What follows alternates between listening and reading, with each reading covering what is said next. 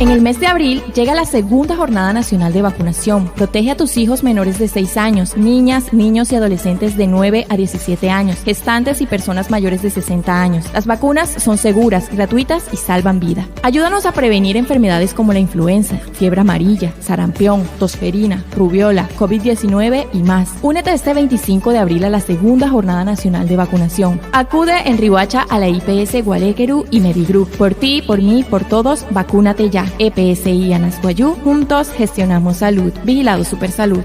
No, kashika ichi anta kaihoro antes te amakuna hiraka na purero te pichka no tana mure uyoka nairo. Na pushwario tana himari ekai mekie tsarichene poro karachmi no ese. O tana ipuo nuka no tana rairayo araten ken chiki ai piroshki huya. Amakuna hirore anas María parasat. Kate no hia anena hia. Kari hirapa wane wairuku suri ayuri. O tamusia tu wanuri ka to shonu ka to ushwa fiebre amarilla muna ka to sarampio ka kochka o to rubiola muna ka Hunaimen COVID-19. Watahari. Hurut kapa son karia 25 kashika y abril ya huru tu bommankat. Hurut kapa ya chimaman. Suru tu IPSK wareker Medigroup. Muy piaka y tamun taeke wamun wapusha makun hirpamar. Hunai kimente EPSI ka anas wayu. Achaha hiras wakuat po wane wairuakua. Anah nauchiwaya. Natumna nahri kenasau anah.